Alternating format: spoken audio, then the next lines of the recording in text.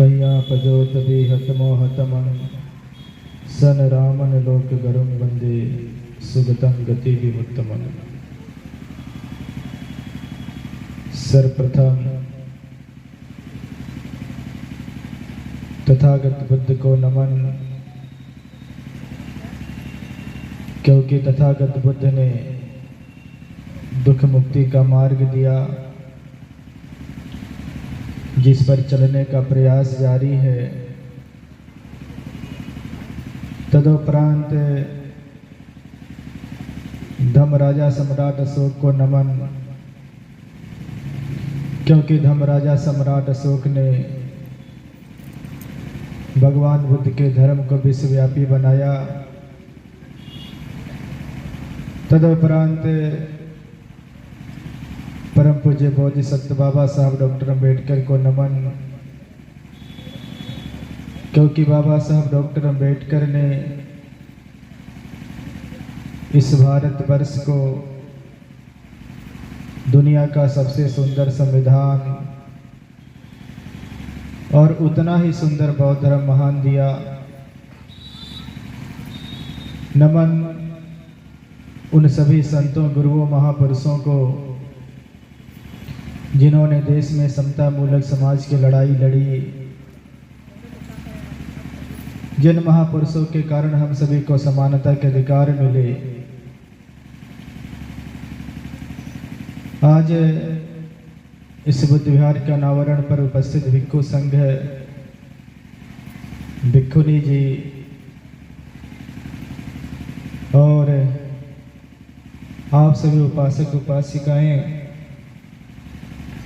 विशेष रूप से मैं बहुत आभारी हूँ, धन्यवाद चाहूँगा अखिल भारतीय बाबा साहब अम्बेडकर समाज सुधार समिति के वर्तमान में संचालन कर रहे श्रद्धेय सिद्धू प्रसाद बौद्ध जी का, जो समिति का कुशलतापूर्वक संचालन कर रहे हैं। साथ ही साथ हमको इस पुण्य कार्य में सहभागी बनाया, उससे हमें जोड़ा। मैं धन्यवाद देना चाहूँगा सीताराम भारती जी का, रघुवीर भारती जी का, शिवाकांत बौद्ध जी का, जिनकान विकल जी का, राम समारे बौद्ध जी का, महेश प्रताप गौतम जी का, रामज्ञ गौतम जी का, बलई राम जी का, राम सेवक जी का, छोटे लाल जी का, उपासिका प्रभावती जी का, विजय कुमार विभूति जी का, बुद्ध प्रकाश जी का, मनबोध गौतम जी का, राम शरण प्रशांत जी का, धर्म प्रकाश गौतम जी का, बनारसी राव साहब का, श्री प्रकाश गौतम जी का, धर्मेंद्र प्रताप बौद्ध जी का, तुलसी राम जी का, श्रवण बौद्ध जी का, रंजीत कुमार जी का, पवन जी का, डॉक्टर शिव बालक गौतम जी का, राम तीर्थ गौतम जी का, राहुल्यान गौतम जी बैठे इंजीनियर साहब का, डॉक्टर राम यश गौतम जी का, मुरली जी का, इंजीनियर गौतम कुमार जी का, अभी आप उनको सुन रहे थे, रामकरण बौद्ध जी का, धर्मरत्न बौद्ध जी का, और आप सभी उपासक उपासिकाओं को भी। संचालक जी कह रहे थे कि आप लोग सारनाथ जाते हैं और सारनाथ से वापस आते हैं तो मेरे बारे में चर्चा करते हैं, और आप लोग मुझे मानते हैं। मैं ऐसा मानता हूं कि आप लोग इसलिए मुझे मानते हैं क्योंकि मैं आपके ज़िले में जन्म लिया था। मुझे लगता है थोड़ा सा पक्षपात रखते होंगे कि बनते जी हमारे ज़िले के, इसलिए बनते जी को मानना है। मैं चाहूँगा कि आप लोग हमेशा सारनाथ आते रहें और सारनाथ से जुड़े, और सारनाथ भी ऐसे बुद्ध विहारों से जुड़े। जब मैं किसी बुद्ध विहार के शिलान्यास के अवसर पर जाता हूँ, जब मैं कभी किसी बुद्ध विहार के अनावरण के अवसर पर जाता हूँ, जब कभी महापुरुषों की प्रतिमाओं के अनावरण के अवसर पर जाता हूँ तो मन में बड़ी ऊर्जा जगती है, बहुत प्रसन्नता होती है वहाँ जाकर के। और वहाँ जाकर के मन में ख्याल आता है, मुझे बाबा साहब अम्बेडकर का एक संस्मरण याद आता है। डॉक्टर बाबा साहब अम्बेडकर ने कहा कि वो लोग धन्य होते हैं जो लोग यह सोचते हैं कि जिस समाज में हमारा जन्म हुआ है उसका उद्धार करना हमारा कर्तव्य है। जब भी मैं कभी ऐसे अवसरों पर जाता हूं तो मैं वहाँ के लोगों को कहता हूं कि आप लोग बहुत धन्य हैं, क्योंकि आप लोग सोच रहे हैं कि जिस समाज में हमारा जन्म हुआ उनका उद्धार करना है। समिति के सभी छोटे बड़े पदाधिकारियों को मैं धन्यवाद देता हूं। आप लोग धन्य हैं। आप लोग लगातार सोच रहे हैं कि जिस समाज में हमारा जन्म हुआ उनका उद्धार करना है। जब इस तरह के बुद्ध विहार बनते हैं, प्रतिमाएं लगती है, तो एक बात और होती है। अभी हम लोग यहाँ बैठे हैं, यहाँ जितने भी लोग बैठे हैं कोई 100 साल जीवित नहीं रहेगा। अगर कोई 100 साल जी गया तो कोई 200 साल नहीं जीने वाला है, कोई 300 साल नहीं जीने वाला है, कोई 400 साल नहीं जीने वाला है, कोई 500 साल नहीं जीने वाला है, कोई 1000 साल नहीं जीने वाला है। लेकिन जब बुद्ध विहार बनता है, जब महापुरुषों की प्रतिमाएं लगती है, तो बुद्ध विहार केवल 100 साल नहीं रहता है।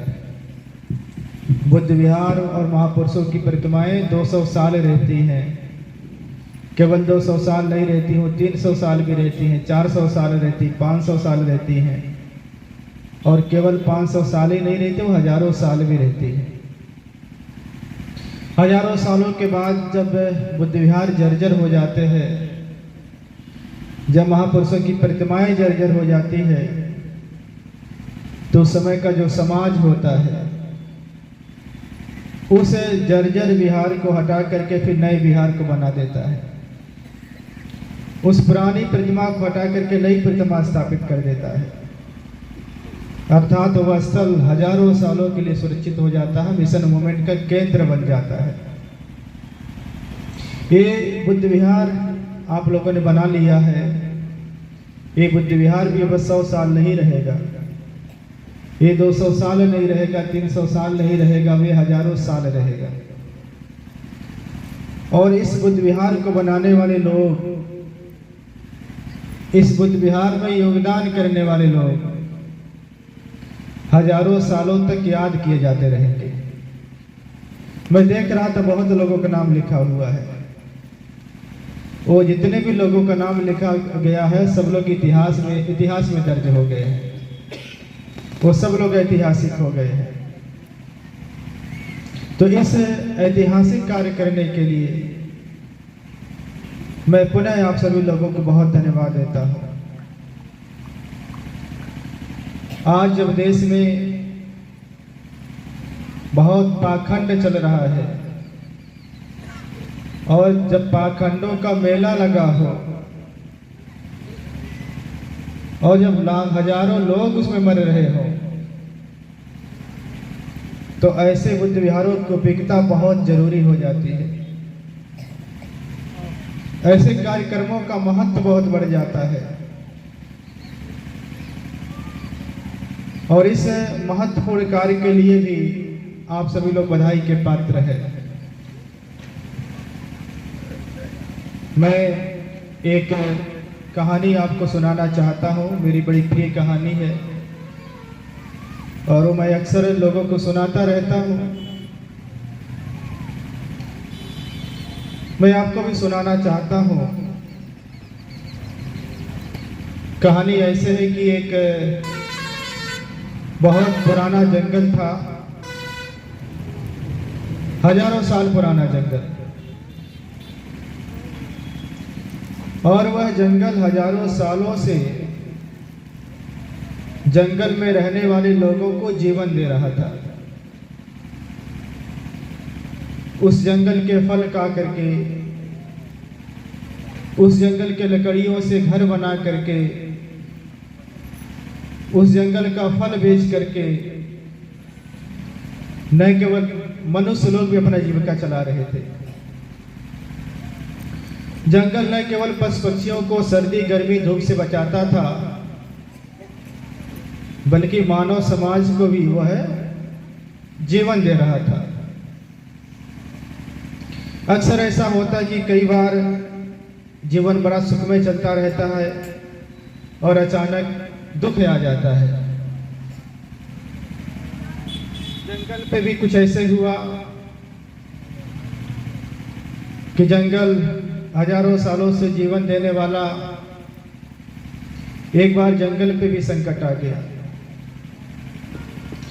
जंगल पर संकट ऐसे आया कि जंगल में किन्हीं कारणों से आग लग गई। जब जंगल में आग लगी, जंगल जलने लगा, तो जंगल के जीव जंतु जंगल को छोड़ करके भागने लगे। जंगल जल रहा है और जंगल के सारे पशु पक्षी जंगल को जलता हुआ छोड़ करके भाग रहे हैं। धीरे धीरे जंगल पूरी तरीके से आग के चपेट में आने लगा और जंगल जब आग के चपेट में आने लगा तो उसी समय जंगल में रहने वाली एक छोटी सी चिड़िया थी। उसे जंगल का जलाना अच्छा नहीं लगा। जंगल पर इस तरह का संकट आना उसे अच्छा नहीं लगा। वो चिड़िया भविष्य को लेकर के बहुत चिंतित हो गई और उसको भविष्य अंधकारमय दिखाई देने लगा। चिड़िया बहुत उपकार मानने वाली भी थी, एहसान मानने वाली भी थी। वह जंगल के एहसानों को याद कर रही थी और एहसान कर करके बहुत दुखी हो रही थी और उसने आवाज लगाना शुरू कर दिया। जंगल में जंगल को जलता हुआ छोड़ करके जो लोग भाग रहे थे उन सबको आवाज लगा रही है, कह रही भाइयों रुको, बहनों रुको, इस जंगल का बहुत उपकार है हमारे ऊपर। जब भी हम लोगों को भूख लगी है जंगल ने हमें खाना दिया है। जब भी हमें धूप लगी है जंगल ने छाया दिया है। जब भी हमें प्यास लगी है हम जंगल के मुलायम मुलायम पत्ते और उसके फल खा करके अपने प्यास बुझाए हैं, अपनी भूख बुझाए हैं। जब भी सर्दी का मौसम आया है, गर्मी का मौसम आया, हमेशा जंगल ने बचाया है। हमारे हजारों पीढ़ियों को बचाया है, लाखों पीढ़ियों को बचाया है। और ये अगर ये जंगल बचा रह जाएगा तो हजारों पीढ़ियों को बचाता भी रहेगा। इसलिए जंगल को बुझाओ। लेकिन चिड़िया की कोई बात नहीं सुन रहा था। जंगल जल रहा और लोग भाग रहे हैं। चिड़िया देख रही कि लोग बात नहीं सुन रहे हैं और वो भागे जा रहे हैं।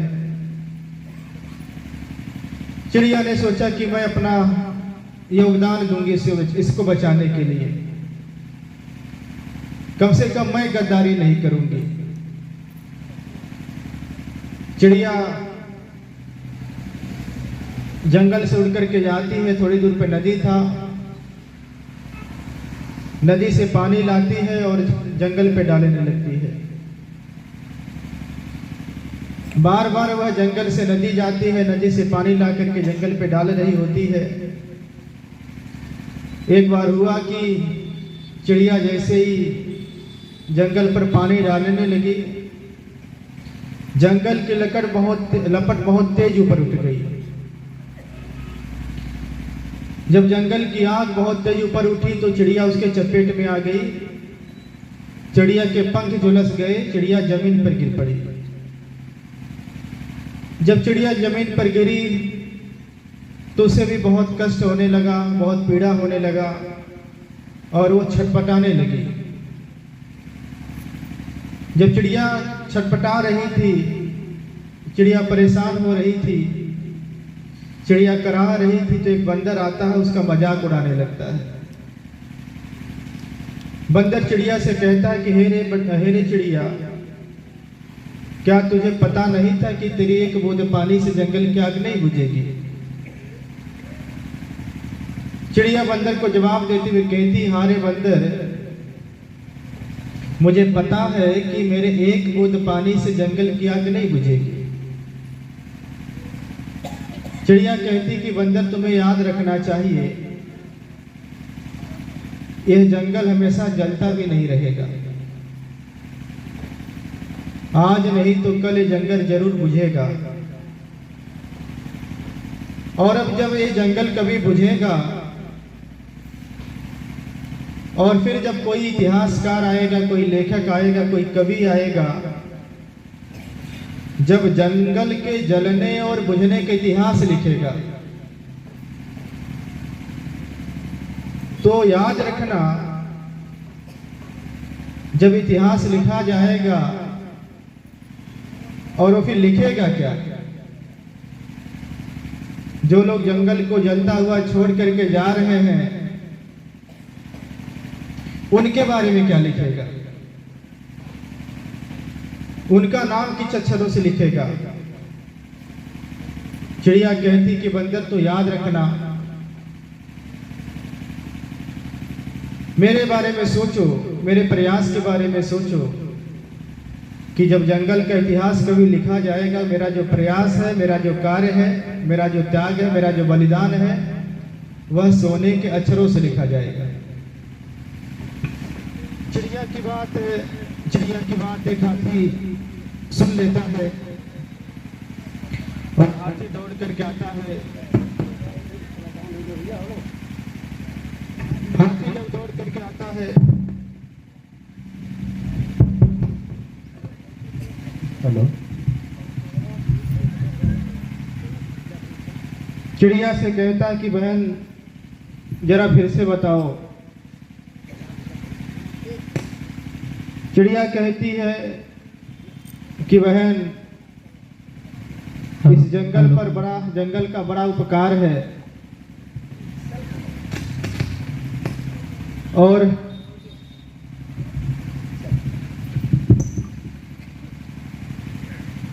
इसने बड़ी मदद की है, हम लोगों के सुख दुख में बड़ी मदद की है, इसलिए जंगल की आग बुझनी चाहिए।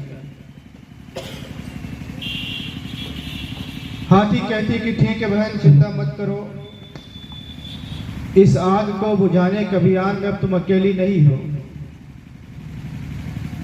हाथी आवाज लगाती है, जंगल के सारे हाथी इकट्ठे हो जाते हैं, सब लोग दौड़ करके नदी पे जाते, अपने सुरों में पानी लेकर के आते हैं, जंगल पर डालने लगते हैं, और भी तरह तरह के प्रयासों से जंगल की आग बुझा डालते हैं।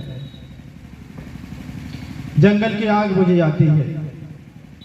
बंदो, एक कहानी कहने का मेरा जो उद्देश्य है वो ये है कि आज हम तथागत बुद्ध के साथ साथ में जिस महापुरुष के प्रतिमा का अनावरण कर रहे हैं, उस महापुरुष ने हम लोगों के लिए बहुत सुंदर सा उपवन लगाया है, और अपने उपवन में बहुत तरह के वृक्ष लगाया है। उस महामानव ने अपने उपवन में शिक्षा का वृक्ष लगाया है, नौकरियों का वृक्ष लगाया है, धर्म का वृक्ष लगाया है, और राजनीति का वृक्ष लगाया है। उन्होंने देखा कि देश का बहुसंख्यक समाज शिक्षित नहीं है, शिक्षा प्राप्त करने का अधिकार नहीं है। उन्होंने आंदोलन चला दिया। उन्होंने सबसे आह्वान किया, कहा शिक्षित बनो, और साथ ही साथ उन्होंने कहा शिक्षित करो। उस महामानव के आह्वान पर, उनके प्रयास के कारण लोग शिक्षा प्राप्त करने लग गए और शिक्षित करने लग गए। ये बात जिन लोगों ने शिक्षा के द्वारों को बंद किया तो उन्हें अच्छा नहीं लगा, उन लोगों ने शिक्षा का निजीकरण करना शुरू कर दिया और उन्होंने बहुत सारे प्राइवेट स्कूल बना डाले देश में। उसके स्कूल के इतने महंगे कर दिए कि आज गरीब और मध्यम वर्गीय लोगों की संतानें इसमें पढ़ाई नहीं कर सकती है। तरह तरह के शुल्क उसमें और भी बढ़ा दिए गए और जो सरकारी संस्थान थे देश के, व्यवस्था में बैठे हुए लोगों ने पूरी तरीके से उपेक्षित किया। आज चाहे देश के प्राइमरी स्कूल हो, चाहे जूनियर स्कूल हो, चाहे वो इंटरमीडिएट के स्कूल हो, आज उनकी बहुत बद से बदतर स्थिति होती जा रही है और इतनी बद से बदतर स्थिति हो रही है कि सरकार उसे चलने भी नहीं देती, सरकार उसे मरने भी नहीं देती। और आप सब लोग जानते हैं कि उसकी क्या स्थिति हुई है। तो बाबा साहब अम्बेडकर का जो शिक्षा का लगाई है वो उपवन है, बागीचा है, वृक्ष है, वह जल रहा है। जब शिक्षा का वृक्ष जल रहा हो तो जो लोग बाबा साहब अम्बेडकर के कारण शिक्षित हुए हैं उनको बहुत चिंतन करना पड़ेगा, उनको आगे आकर के उस आग को बुझानी पड़ेगी। इन विहारों के साथ साथ हमारे बुद्ध विहार बने तो हमारे बुद्ध विहारों में लाइब्रेरी बनानी पड़ेगी। हमारे जो बच्चे हैं, जो अच्छे बच्चे हैं, होनहार बच्चे हैं, हमारे जो शिक्षक हैं, उन्हें अपने विहारों में अपने बच्चों को फ्री एजुकेशन देना, उनको कोचिंग देना चाहिए। उनको साइंस भी पढ़ाना चाहिए, उनको मैथ भी पढ़ाना चाहिए, उनको अंग्रेजी भी पढ़ानी चाहिए और उनके लिए बहुत सारी सुविधाएं करनी चाहिए। हम लोगों ने सारनाथ में ही प्रयास किया है। हम उसको धम्मा लर्निंग सेंटर, उसको हम बुद्ध विहार कह सकते थे, कोई भी नाम दे सकते थे। सारनाथ बुद्ध विहार कर सकते थे, भारतीय बुद्ध विहार कर सकते थे, अम्बेडकर बुद्ध विहार कर सकते थे, गौतम बुद्ध विहार कर सकते थे, कुछ भी बुद्ध विहार का नाम दे सकते थे। लेकिन हमने कहा नहीं, उसको लर्निंग सेंटर बनाना है और हमसे जितना हो सकता है कि हम बाबा साहब अम्बेडकर का जो शिक्षा का अधिकार है, जो शिक्षा के वृक्ष, उसे बचाने का कार्य करूंगा। और हम लोगों ने अभी वही कार्य कर रहे हैं सारनाथ में। और मैंने तो संकल्प लिया कि जीवन जितना रहेगा और उसी तरीके से कार्य को करना है। तो मैं आप लोगों से भी आह्वान करूंगा, कुछ वृक्ष को बचाने के लिए आगे आइए और अपने बुद्ध विहारों में, हमारे बुद्ध विहार सब शिक्षा के केंद्र रहे हैं। प्राचीन समय में दो तरह के बुद्ध विहार बनते थे, एक विहार होता था, एक महाविहार होता था। विहार समान शिक्षा देते थे, महाविहार डिग्रियां देती थी।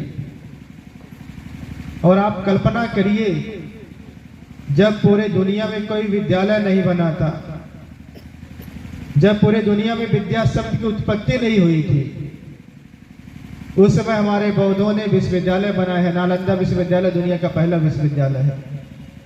तक्षशिला विश्वविद्यालय, विक्रमशिला विश्वविद्यालय, उदंतपुरी विश्वविद्यालय, सारनाथ, कुशीनगर, सब विश्वविद्यालय बनकर तैयार हुए थे। तो हमें अपने विद्यालयों को शिक्षा के केंद्र में बदलना पड़ेगा। मैं यहाँ के आयोजकों से कहूँगा, इसके निर्माताओं से कहूँगा कि आप इसमें कोचिंग सेंटरों की व्यवस्था करें। आध्यात्मिक शिक्षा तो दी ही जाए, लेकिन साथ साथ उनको सामान्य शिक्षा भी दी जाए। और मैं कोई, हमारे भक्ति लोग भी, हमारे उपासक लोग भी बुरा माने या अच्छा माने, हम बहुत ज़्यादा परवाह नहीं करते हैं, बहुत ज़्यादा हम सोचते भी नहीं है।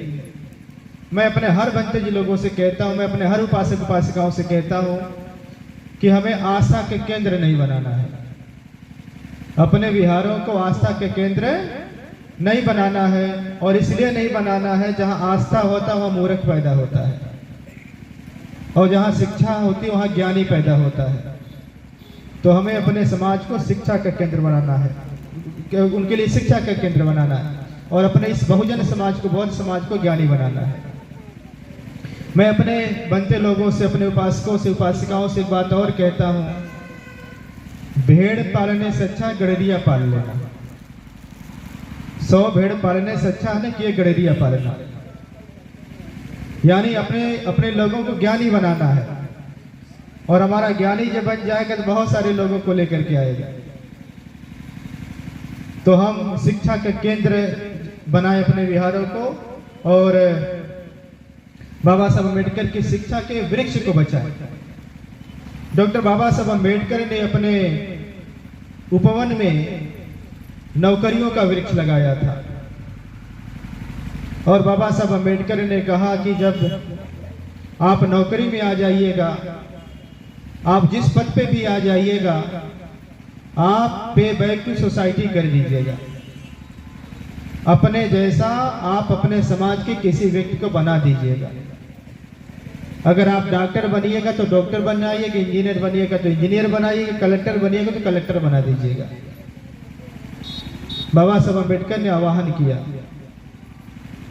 बहुत सारे लोग योगदान दे रहे थे, आज भी दे रहे हैं, और आज नौकरियां खतरे में हैं। देश के बहुत सारे विभागों का निजीकरण हो गया है, और जो देश में कुछ विभाग बचे उसे बेचने की तैयारी चल रही है। जहां निजीकरण होता है वहां आरक्षण नहीं होता है, और जब आरक्षण नहीं होगा तो नौकरियों में हम वंचित कर दिए जाएंगे। और अभी 2-4 महीनों की बात आप सब लोग जानते ही हैं,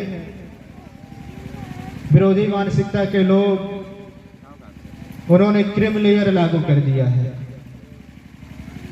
अगर किसी के घर में चपरासी हुआ तो नौकरी भूल जाए, किसी के घर में कोई सरकारी शिक्षक हुआ है, इंजीनियर हुआ है, कुछ भी हुआ तो उसके घर में अब नौकरी मिलना एक तरह से कह लीजिए कि बहुत मुश्किल है, नहीं मिलने वाली है। और जब वर्गीकरण होगा तो आप जानते हैं यूपी में शेड्यूल कास्ट में किस जाति के लोग बहुत मजबूत स्थिति में है, किस जाति के लोग संघर्ष करते हैं, किस जाति के लोग सबसे ज्यादा पढ़े लिखे लोग, किस जाति के लोग नौकरियों में जाते हैं, आपको सब पता है, मुझे बताने की जरूरत नहीं, मैं नाम नहीं लेना चाहता। और जब वर्गीकरण होगा तो आप सोचिए किस नंबर पे कर दिए जाएंगे। आप 14वें, 15वें, 16वें, 17वें, 20वें नंबर पे आप आ जाएंगे। तो आप 20वें नंबर पे आएंगे तो नौकरी आपको कैसे मिलेगी? जो पहले दूसरे पाएंगे उसी को नौकरी मिलेगी नहीं। तो आपको अभी नौकरी नहीं मिलेगी तो आप क्या करना है आप लोगों को? अब आपको अपने समाज को कैसे आगे बढ़ाना, आपको अपने आप को कैसे आगे बढ़ाना है। मैं हर उस व्यक्ति से कह रहा हूं, मैं छोटे कार्यक्रमों में जाता तो भी कहता हूं, बड़े कार्यक्रमों में जाता है तो भी कहता हूं कि बिजनेस की तरफ जाइए। सब लोग बिजनेस व्यापार के लिए सोचिए। और मुझे बहुत सारे लोग उपासक उपासिका अपने घर के अनावरण के लिए बुलाते हैं, बहुत सारे लोग अपने घर के शिलान्यास के लिए बुलाते हैं, और मुझे कहते हैं कि भंते जी मुझे घर बनाना है। मैं बहुत सारे लोगों से पूछता हूँ कि आपने घर बनाया कि नहीं बनाया है। बहुत सारे लोग बोलते हैं कि घर नहीं बनाया। मैं उनको सलाह देता हूँ, मैं कहता हूँ कि अगर आपके पास, मैं पूछता हूँ कि आप कितने तक का घर बनाना चाहते हैं। बहुत सारे लोग बताते हैं तरह तरह से। मैं लोगों से बोलता हूँ अगर आपके पास 10 लाख रुपया है और आप 10 लाख रुपए का घर बनाना चाहते हैं तो मेरी बात मान लीजिए, आप 10 लाख का घर मत बनाइए, 5 लाख का घर बनाइए, 5 लाख की दुकान बना लीजिए। और घर तो हमें ठंडी गर्मी बरसात से बचने के लिए ही चाहिए ना। और घर बनाने का उद्देश्य क्या है कि हम ठंडी से बचे, गर्मी से बचे, बरसात से बचे। इसलिए मैं आप लोगों से भी कह रहा हूं, अगर आपके पास 50 लाख रुपए है तो आप 25 लाख का घर बनाइए, 25 लाख की दुकान बनाइए। या यह भी हो सकता है कि आप गलियों में जाकर घर मत बनाइए, आप सड़क पे जाकर घर बनाइए। और अगर चौराहे में जमीन बहुत महंगी आप नहीं ले सकते, 2-3 किलोमीटर 4 किलोमीटर और दूर चले जाइए। कल को सड़कें वहां तक चली जाएंगी, दुकानें वहां तक चली जाएंगी। 10-20 सालों के बाद आप वहां जमीन लीजिए और सड़क पर जाकर के अपना पूरा दुकान बनाइए। पीछे रहने के लिए 2 कमरे बना लीजिए, आप नीचे ऊपर दुकान बनाइए, ऊपर 2 कमरे बना लीजिए रहने के लिए। और अगर आप 50 लाख लगा रहे हैं तो 50 लाख से हो आपकी पूरी जनरेशन वहाँ से वो उस जो है उस घर से आपके जीवन आपके घर का जीवन चलता रहे। मैं बहुत सारे लोगों से कहता हूँ कि अगर आपके पास 1 करोड़ रुपए है, 1 करोड़ का घर बनाना चाहते हैं तो आप 1 करोड़ का घर मत बनाइए। आप 50 लाख का घर बनाइए, 50 लाख की दुकान बनाइए। बहुत सारे लोग हमारे लोगों के पास लखनऊ में घर है और बहुत सारे हम लोग बनारस में रहते हैं। बनारस में भी देख रहा हूँ बहुत सारे लोगों के घरों की कीमत 4 से 5 करोड़ तक की है। लखनऊ में जो लोग गोमती नगर में घर बना रहे हैं उनको भी 5 करोड़ रहे तब घर बनाए लखनऊ गोमती नगर में जाकर के।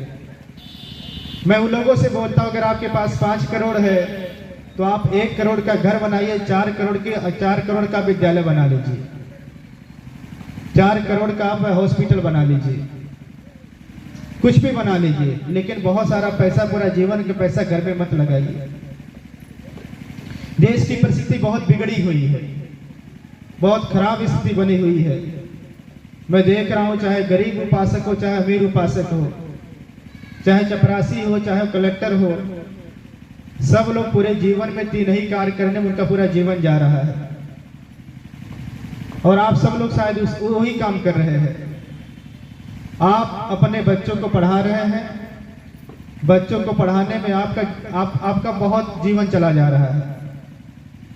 फिर आप बच्चों को जो है उनके लिए उनकी शादी करवा रहे हैं, उनके लिए घर बनवा रहे हैं। सभी लोगों का लगभग बच्चों को पढ़ाने में, उनका शादी कराने में, उनके लिए घर बनाने में पूरा जीवन खत्म हो रहा है। इतना ज्यादा कठिन कार्य हो गया है।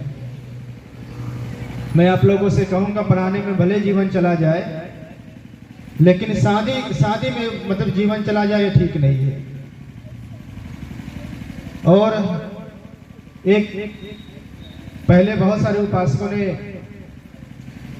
एक अभियान चलाया था, हमारे संचालक जी नहीं है। मैं संचालक जी का आबिद कृष्ण जी का पुण्य स्मरण करता हूँ। सामाजिक परिवर्तन का आंदोलन जो इन क्षेत्रों में चला है उनका बहुत बड़ा योगदान है। और हम लोग बहुत छोटे छोटे थे जब उनके साथ घूमते थे तो उनको सुनते थे, तो जो बहुत ज़्यादा शादियों में ताम झाम होता था हमेशा उसकी वो बोलते थे नहीं करना है, वो मना करते रहते थे।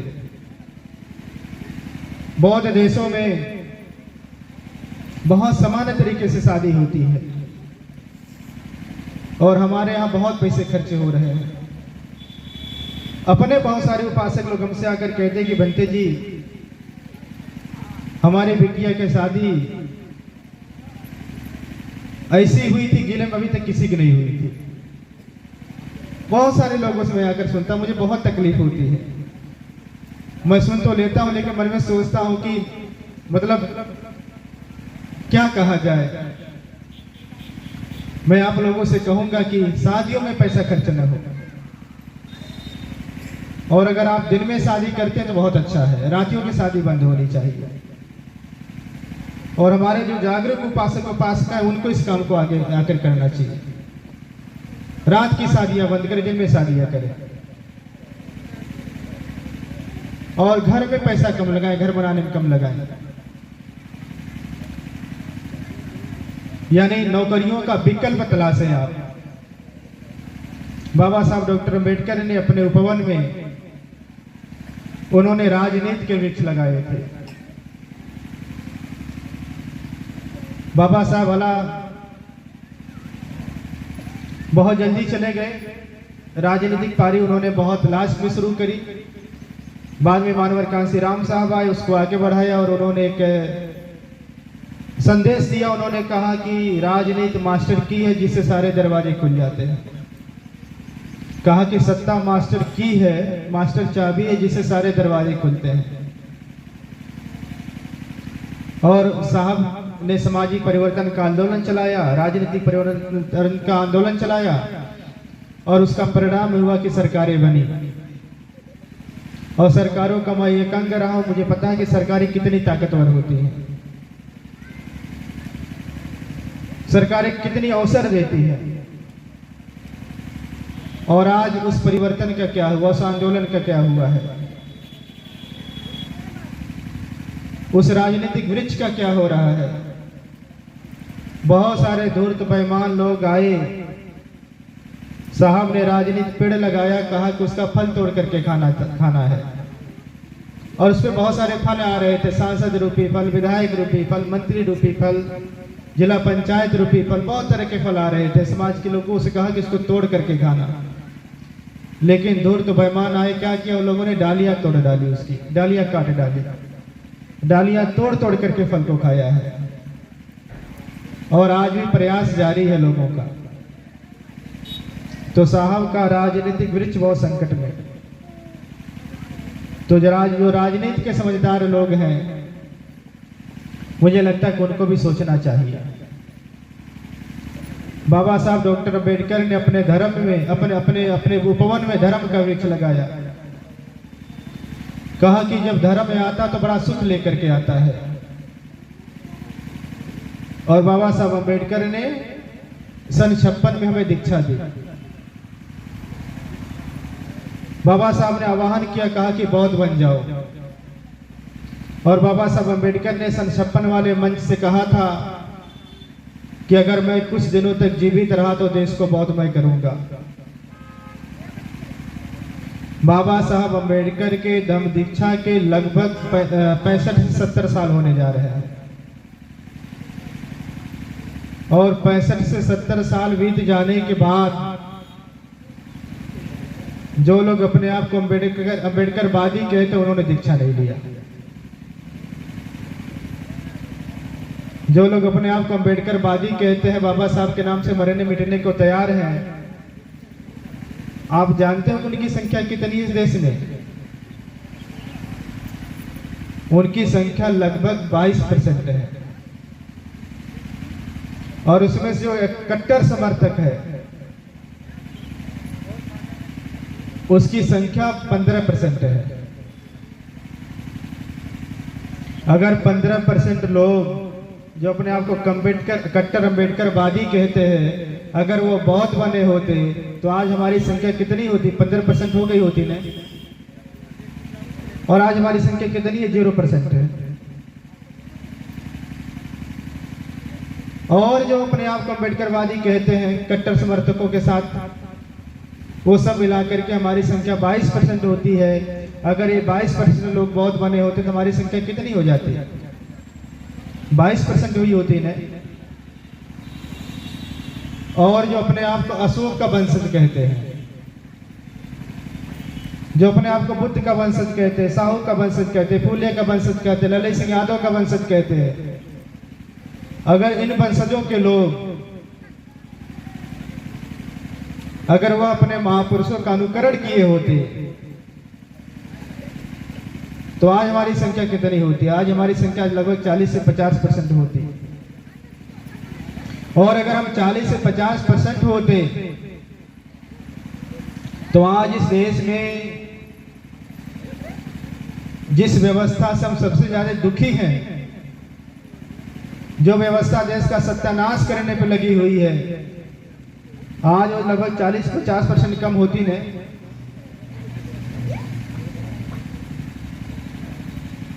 तो आप सभी लोगों को थोड़ा सा गंभीरता से सोचना पड़ेगा, और हम सभी लोगों को गंभीरता से सोचना पड़ेगा। मैं कहीं भी जाता हूं, मैं लोगों से पूछता हूं कि आप बताइए कि अम्बेडकरवाद, आप ब्राह्मणवादी हैं कि अम्बेडकरवादी हैं? जब मैं पूछता हूं तो सब लोग हाथ उठा देते, कहते कि मैं अम्बेडकरवादी हूं। फिर मैं कहता हूं कि अपने आप को अम्बेडकरवादी कहने वाला व्यक्ति, अपने आप को बुद्धवादी कहने वाला व्यक्ति, अपने आप को समाजवादी कहने वाला व्यक्ति, अगर वह ब्राह्मणवाद के व्रतों त्योहारों को अपनाता है, उनको सेलिब्रेट करता है, उनके परंपराओं को ढोता है, उनकी संस्कृतियों को छोड़ नहीं रहा है, तो उसे ब्राह्मणवादी कहा जाए, अम्बेडकरवादी कहा जाए। और अगर आप लोग यहाँ जो लोग बैठे हुए हैं, सोचिए अगर आप अपने आप को अम्बेडकरवादी कहते हैं, लेकिन अगर उस व्यवस्था के सारे त्योहार आप मनाते हैं, उनके जैसा आप रहते ही हैं आप, वो लोग जो करते हैं आप वही करते हैं, तो आप क्या हैं, अम्बेडकरवादी कि ब्राह्मणवादी हैं? तब आपको सोचना पड़ेगा। इसलिए मैं आप लोगों से चाहूंगा कि कम से कम जो अपने आप को अम्बेडकरवादी कहने वाले लोग हैं, 15% लोग हैं, उनको बौद्ध बनना चाहिए, बहुत तेजी के साथ बौद्ध बनना चाहिए, बिना कुछ सोचे समझे बौद्ध बन जाना चाहिए, देरी नहीं करना चाहिए। बाबा साहब अम्बेडकर ने कहा था कि मैं कुछ दिनों तक जीवित रहा तो भारत को बौद्धमय करूंगा। अगर बाबा साहब अम्बेडकर होते तो देश बौद्धमय हो गया होता, और बाबा साहब अम्बेडकर है नहीं तो इस देश को बौद्ध करने की जिम्मेदारी हमारी है, बौद्ध बनाने की जिम्मेदारी हमारी है। और यहाँ जितने भी लोग बैठे हैं, चाहे भंते जी हो, चाहे उपासक उपासिकाएं हो, आप सबकी जिम्मेदारी है। अब ये देश कैसे बौद्धमय बने, बुद्धवादी कैसे बने, हमें सोचना पड़ेगा। हालांकि बाबा साहब अम्बेडकर ने कहा है कि आने वाली 21वीं सदी बौद्धों की सदी होने वाली है, और हमको उसका लक्षण दिखाई दे रहा है। देश में जितना अंधविश्वास चल रहा है ना, जितना पाखंड किया जा रहा है ना, प्रकृति भी उसे बर्दाश्त नहीं कर रही है। समझ रहे हैं ना? वो प्रकृति को भी अच्छा नहीं लग रहा है। तो देश जो है बुद्धवादी होने वाला है, और चूंकि बाबा साहब अम्बेडकर ने कहा है, बोधिसत्व ने कहा है, तो बोधिसत्व के कहे हुए वचन सच होते हैं। बोधिसत्व किसी बात को ऐसे नहीं कह देता है। यह देश बौद्धमय बनने वाला है। मैं आपको एक घटना बता करके अपनी बात समाप्त करूंगा। पिछले साल मैं सारनाथ से लुम्बिनी की पदयात्रा कर रहा था। उसके पहले मैं हम सारनाथ से इधर श्रावस्ती गए थे, जो आपके जिले से गए थे। पिछले बार हम सारनाथ से लुम्बिनी जा रहे थे। लुम्बिनी की यात्रा करके हम जब सारनाथ पहुंचे थे,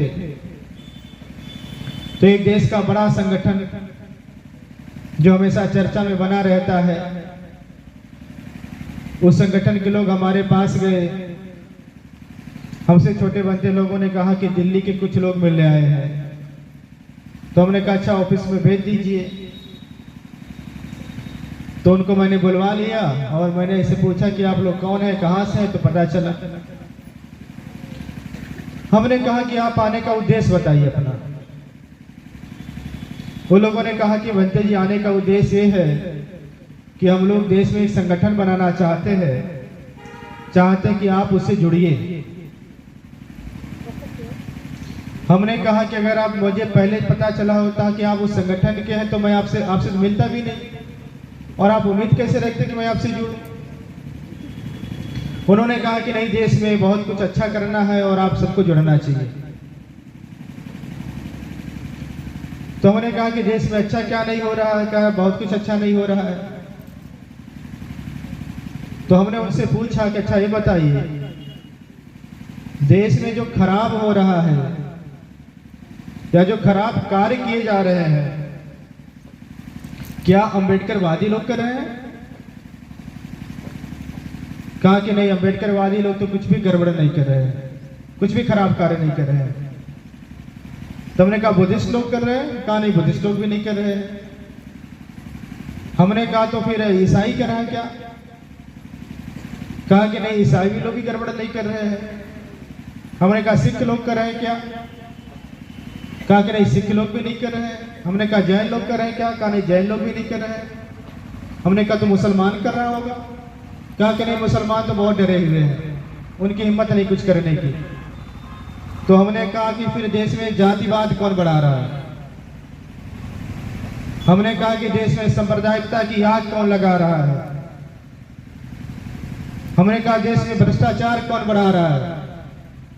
हमने कहा वो कौन लोग हैं जो देश को संकट में डाल रहे हैं? कहा कि भंते जी आप जिनका नाम नहीं ले रहे वही लोग हैं। तो हमने कहा फिर उनके धर्मगुरुओं से कहो ना आकर के उसको आग बुझाएं। हमने कहा जिस दिन हमारे अम्बेडकरवादी लोग आकर के कुछ गड़बड़ करेंगे, हम आकर उनको समझाएं कि नहीं, आपको नहीं करना चाहिए, बाबा साहब ने कहा है।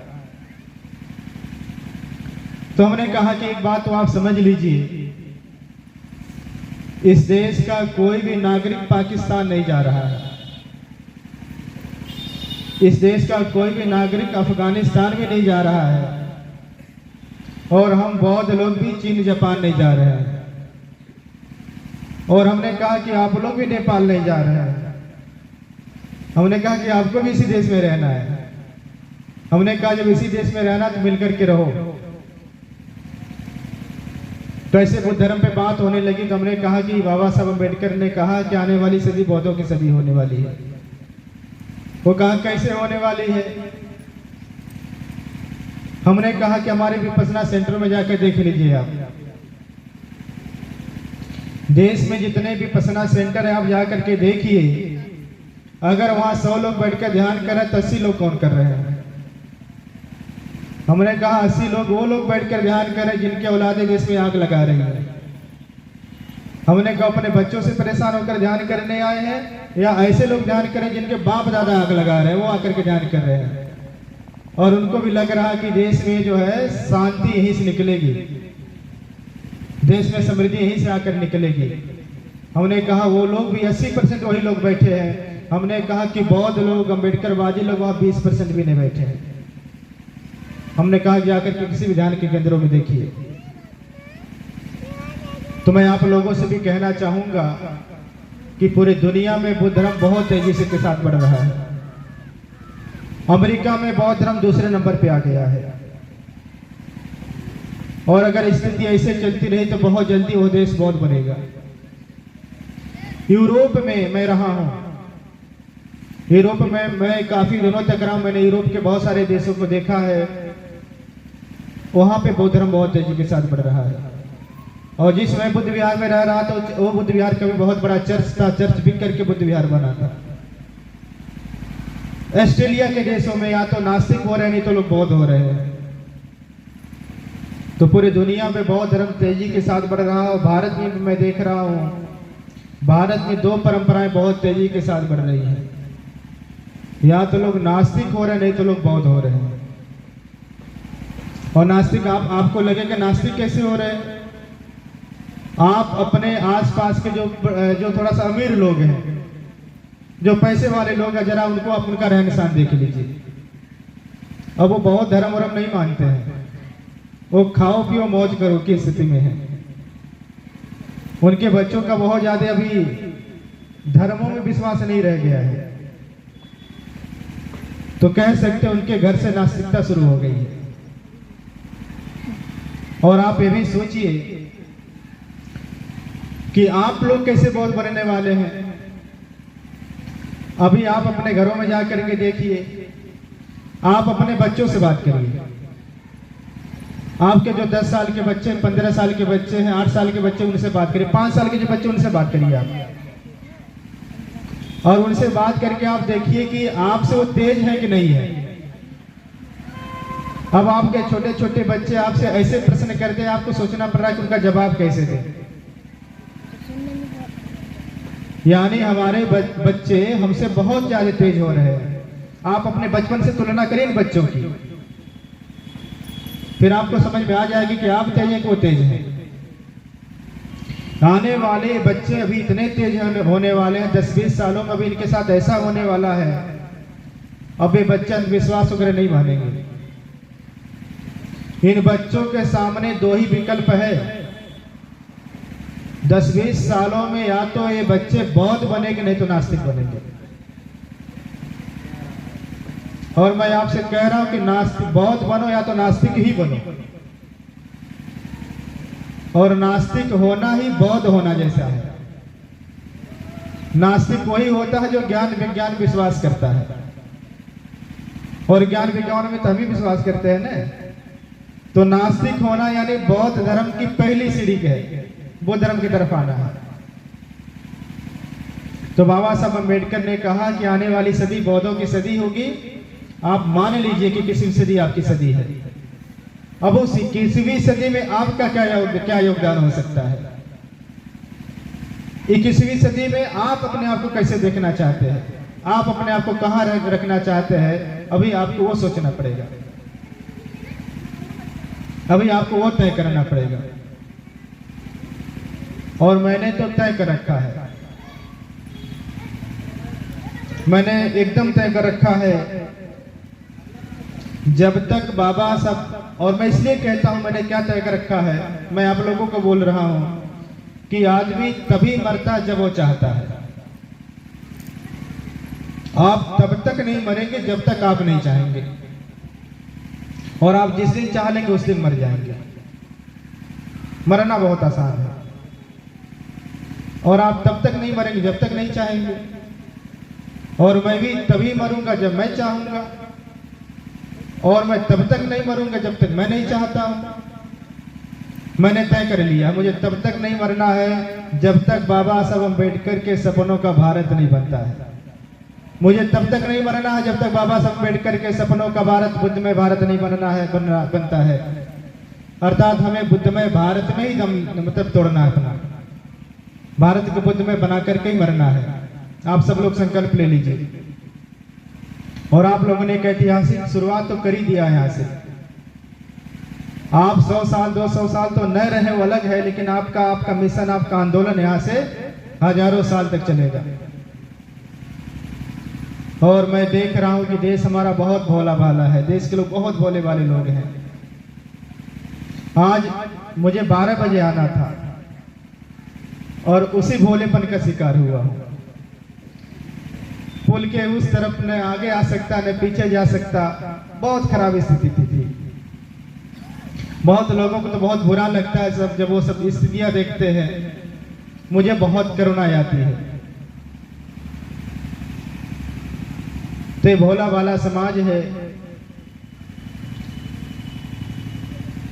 इसको मार्ग दिखाने की जरूरत है, इसको रास्ता दिखाने की जरूरत है, और रास्ता आप ही दिखा सकते हैं। आपके अलावा कोई विकल्प नहीं जो उनको रास्ता दिखा सके। बाकी लोग उनको और अंधकार में ले जा रहे हैं, और इतना अंधकार में ले जा रहे हैं कि पाप और पापी दोनों चला जा रहा है। तो आप सोचिए जरा, आपके अलावा कोई उनको बचा नहीं सकता है। तो आप सबको आगे आना चाहिए। और हमारे जो अभी वरिष्ठ उपासक लोग हैं, मैं अपने वरिष्ठ उपासक लोगों से मैं चाहूंगा कि थोड़ा सा समय अब समाज के लिए बाहरी जो उपासिकाएं हैं, वरिष्ठ उपासिकाएं हैं, थोड़ा सा समय धर्म के लिए दें, समाज के लिए दें, और थोड़ा सा समय निकाल करके आप उसके लिए योगदान करें। आप पूरा जीवन न दें, लेकिन कुछ समय जरूर दें। श्रीलंका, बर्मा, थाईलैंड के देशों में व्यवस्था है, जो लोग पूरे जीवन भिक्षु नहीं बन सकते हैं, वहां भिक्षु बनना सबको अनिवार्य, भिक्षु नहीं बनना सबको अनिवार्य है। यानी जीवन में चीवर पहनना सबको अनिवार्य किया गया बौद्ध देशों में। जो लोग पूरे जीवन के लिए चीवर नहीं पहन सकते हैं, लोग 1 साल के लिए चीवर पहनते हैं।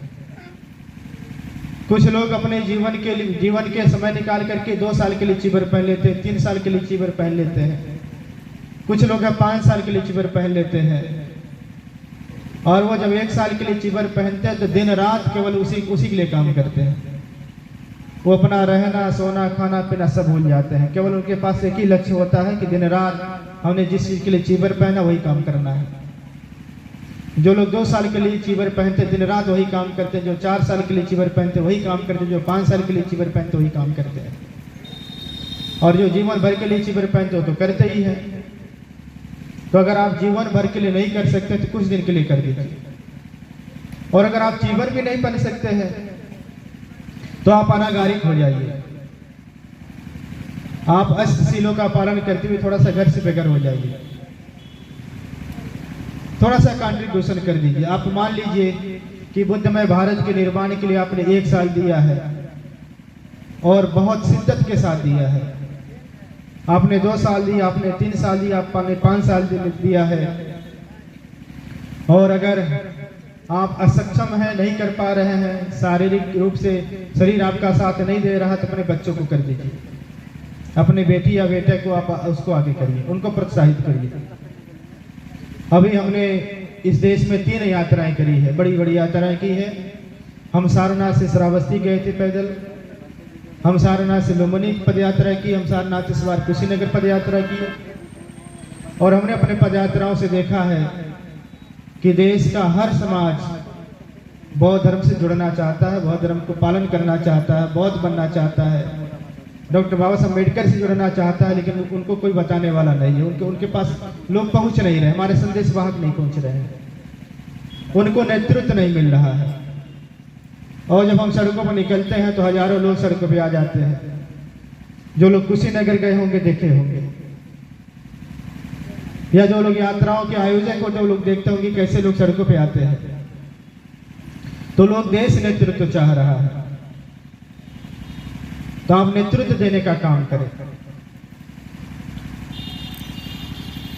और मैंने इन यात्राओं को करने के बाद मैं बहुत अस्वस्थ हूं।